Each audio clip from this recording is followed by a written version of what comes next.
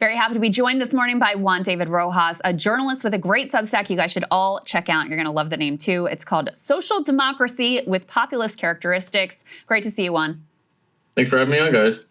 So there are many things we could discuss with you, but today we have you joining us to help us understand what the hell we are doing vis-a-vis Venezuela. We can put this image up on the screen, this video that was released by the Trump administration after what you can see here is like this relatively small boat out there in the water, and either via a drone strike or an attack helicopter, we come in and blow this thing out of the water. Now, the Trump administration claims this was 11 Trinidad drug smugglers. Have they released any evidence of that? No, they have not. So, Juan, let me just first get your reaction to this development, the illegality of it, and why we should be very skeptical of some of the claims here that are being made by the Trump administration. Yeah, I mean, I like to, give people the benefit of the doubt. I tried to be as charitable as possible before with the CCOD deportations to El Salvador, and I'm pretty hawkish on immigration. But, I mean, what we've seen time and time again with this government is that their credibility is zero. And, I mean, it's sad because there are a lot of, professionals in, the DEA, and, Rubio claimed that the DEA was involved in this. I strongly doubt that. I mean, I don't think that the DEA would sponsor, would sanction, extrajudicial killings of this kind. But, I mean, what I mean to say is that, there's people in government that, know things about Tren de Aragua. And a lot of the people that we've been told in the government, have, verified Tren de Aragua members. They've said that, it's because they have tattoos, of autism awareness. We shipped people to El Salvador that had, an autism awareness tattoo. And Tren de Aragua, they're not the Bloods and the Crips. They're not MS-13. There are gangs that use tattoos as, markers of affiliation. That's not the case with Tren de Aragua. Similarly, they have been known to deal drugs at small scales on the street level in Venezuela, but across international borders, it's not really their thing. So honestly, I think it's possible that these were drug runners of some kind, maybe, to be charitable. But what I can say for sure is that it's extremely unlikely that it was Tren de Aragua. And the reason they probably are saying that is because they designated it, a foreign terrorist organization. And so they claim, and the legality of this is still dubious, that because it was designated a foreign terrorist organization, they have the authority to just, extrajudicially kill them as if, they were like Al-Qaeda in Afghanistan. It's a similar thing. It's kind of like we're bringing the war on terror. Yeah, they may claim that authority. They don't really have that authority. Yeah. I mean, I understand the war on terror designation has been, that authorization of the use of military force has already been stretched beyond recognition. But to then use it against a cartel is another, extraordinarily, we'll call it a legal leap, I think is the most fair thing that you could say. And by the way, unless something has changed, Juan, I have not actually even seen the administration use that justification. The reporting I saw is they're still trying to figure out how they're going to claim that this was remotely justified.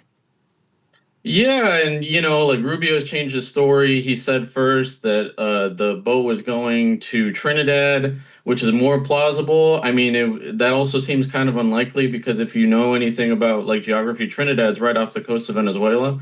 And I doubt that, the ships that we have in the Caribbean were, right between Trinidad and Venezuela. Then he changed his story because Trump said that the boat was going to the U.S., which really, I mean, you're going to tell me that thing was going to go all the way to the U.S. Right. Very unlikely, too. So, yeah, there's a lot of holes in this. There's also a question about, the number of people on that boat. 11 people. Drug runners, you typically don't want to have that many people on a boat because you're trying to, maximize the amount of, drug cargo that you're shipping. So, yeah, it's all very dubious. Well, the thing is, Juan, this is what I'm worried about.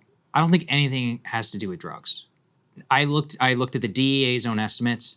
93% of all cocaine in the United States is trafficked via Colombia to Mexico to America. 93%.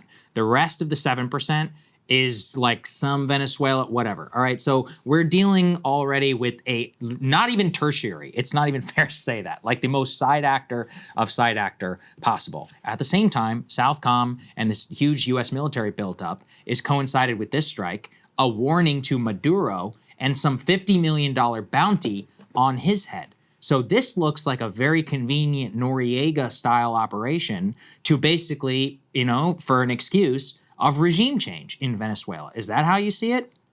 Hopefully not. I mean, you never know, but thankfully, the amount of troops we have in the Caribbean right now, it's nowhere near the amount we would need for an actual, regime change operation Yeah, in but it could be Venezuela. destabilization. That's kind of what the way I see Yeah, it. yeah. Is like this is a I shot like at to the think. bow of Maduro.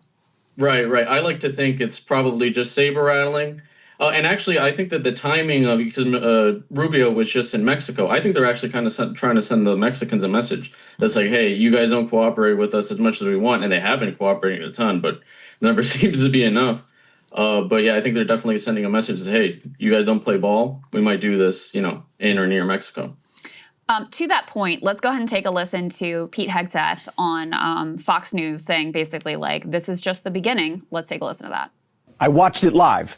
We knew exactly who was in that boat. We knew exactly what they were doing, and we knew exactly who they represented. And that was Tren de Aragua, a narco-terrorist organization designated by the United States, trying to poison our country with illicit drugs.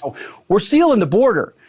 But President Trump is willing to go on offense in ways that others have not been. And to send that clear signal to Tren de Aragua, Cartel del Sols, and others emanating from Venezuela, we're not going to allow this kind of activity. You're poisoning our people. We've got incredible assets, and they are gathering in the region. And so you want to try to traffic drugs? It's a new day. It's a different day. And so those 11 drug traffickers are no longer with us, sending a very clear signal that this is an activity the United States is not going to tolerate. So what do you make of those comments and what we may see as this government's policy going forward? And by the way, let's just make it clear, what other administrations did is if you do have a boat that you suspect to be, drug smugglers and to contain drugs as cargo, you interdict it. And that is, that is the normal standard procedure. There's no indication they even tried to do that. And so now, apparently, the norm is just going to be we can just decide to blow random boats out of the water, and you're just going to have to trust us that these are the people that we say that they are. Yeah, it's just like the war on terror. I mean, we had all these cases of, drone strikes that ended up killing civilians. They said that, it was Al-Qaeda or whoever, and that really wasn't the case. Or ISIS. And actually, someone brought up that recently in, with the Houthis, we ended up killing a bunch of civilians, claimed it was, rebels, but it wasn't the case. And, the genius, the despicable genius of this is that, they claim that, they intercepted, communications of the alleged traffickers. But, I mean, who knows if we'll ever see that. They might keep it as a state secret, just like with the CCOD deportations. Mm-hmm. And, the 11 guys, the supposed 11 guys, they're all dead now. So, how would we verify any of this? And on like a physical level, they're at the bottom of the ocean. So one of the things, Juan, that I saw was that this was potentially had something to do with the Alien Enemies Act. That by participating in a strike allegedly against Tren de Aragua, they can argue before the court as they continue to move through the legal process that this is now actively a war, like a theater of war that the administration is in, to bolster their ability to justify this before the Supreme Court and avoid judicial scrutiny. Have you seen any of that? I'm curious.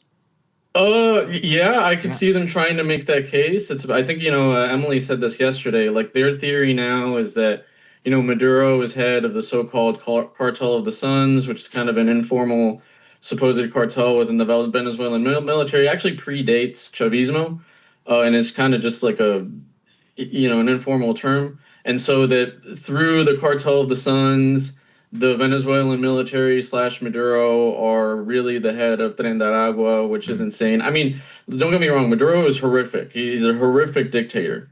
And Venezuela is a mafia state. But I mean, we're just like words have lost meaning in the way like we're trying to go about this. Yeah. Well, and talk a little bit more about Venezuela and how they are received. So you've got the bounty on Maduro's head. You have, best case scenario, a lot of military saber rattling, and now this, bragging about blowing up this boat that we're claiming had Venezuelans on it.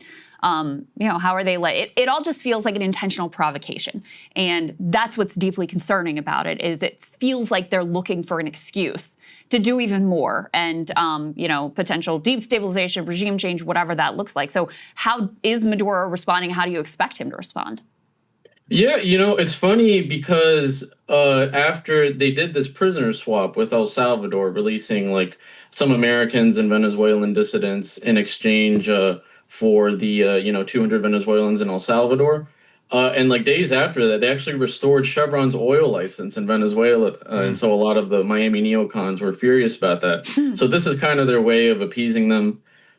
And as far as how Maduro has reacted to this, he loves this. I mean, like solidarity people, it's kind of contradictory. Like all these regimes, like, yeah, they want to remove sanctions, but they also secretly kind of don't because it gives them an excuse to crack down on dissent, diffuse like blame for all of their own like fuck ups.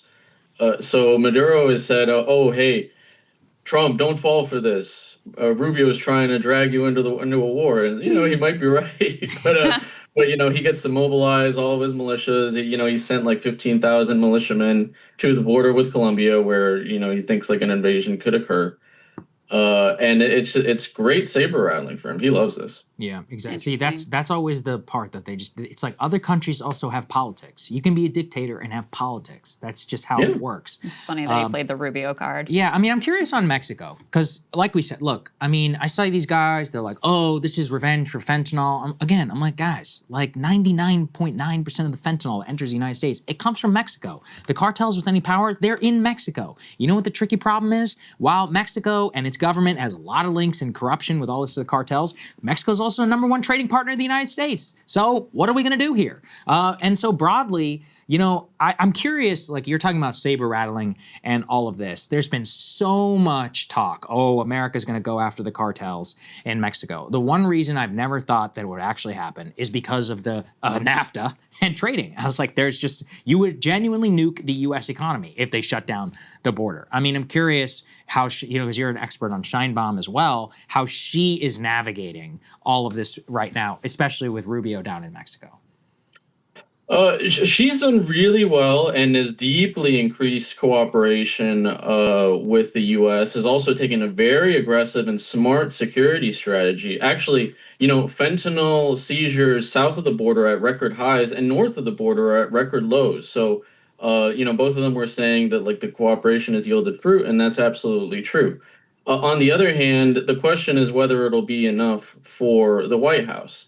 And the problem with this government, as you guys have pointed out, like with the Iran strikes, it's a lot of it is vibes, a lot of it is symbolism, a lot of it is just showing we're doing something. So like with Iran, we bombed Iran. Is that going to actually prevent them from getting nuclear weapons? No. If anything, they're more likely to get them. So with Mexico, I can see them just like doing some kind of strike just because it makes the base feel good. Yeah, I totally agree. Similar with because people, it's Venezuela. like people don't use Google. I'm like, okay, so listen, I'm got no love for the drug cartels. All right, I got zero. I'm like, a simple Google search. How much fentanyl comes from Venezuela? Zero. How much cocaine comes from Venezuela? Not much. With $50 million bounty on Venezuela's leader's head, and we literally recognize a different government, and we have a government full of people who've been wanting to overthrow Venezuela now. And you just a critical part of the Miami coalition are literally expatriate Venezuelans who are trying to get the Secretary of State who used to represent them to overthrow their government, who once posted a video side by side of Maduro next to Gaddafi. So what are we doing here? It's like that is where I just see zero skepticism. Again, not even on the drug claims. It doesn't take a genius to draw this stuff together, not to mention the history of U.S. Policy on Latin America to say maybe there's something else going on here, And I don't know. I'm scared, Juan. I'm scared about a sleeper regime change, destabilization, or any of this. I don't think any of this has to do with drugs as of right now. Or maybe it does. You can correct me if I'm wrong. Yeah, I mean, in fairness, like a lot of the cocaine that comes out of Colombia does go through Venezuela, especially like the coca fields near the Colombia-Venezuela border. But yeah, and in the grand scheme of things, it's not that much. As far as regime change is concerned, I mean, look, Maduro is horrific, and I live in South Florida. I'm in Fort Lauderdale, and I hate his guts too. But like, we have to think about this. What are the consequences of like removing this guy? Venezuela is a failed state. It's controlled by a bunch of different armed actors, guerrillas, Tren de Aragua, a bunch of other criminal actors. Like, you remove this guy, like, and, you know, we're in some sort of prolonged Vietnam, Iraq-esque war in our hemisphere. Like, my God. And what are the migratory consequences That's of this? right. Like, even more people would leave. Like, Venezuela is not going to get fixed overnight. And most sober Venezuelans know this. Yeah. Yep, you're exactly right. Absolutely right. Thanks for joining us, man. We always appreciate your analysis. Thanks, guys. Hey, if you like that video, hit the like button or leave a comment below. It really helps get the show to more people. And if you'd like to get the full show ad-free and in your inbox every morning, you can sign up at breakingpoints.com. That's right. Get the full show, help support the future of independent media at breakingpoints.com.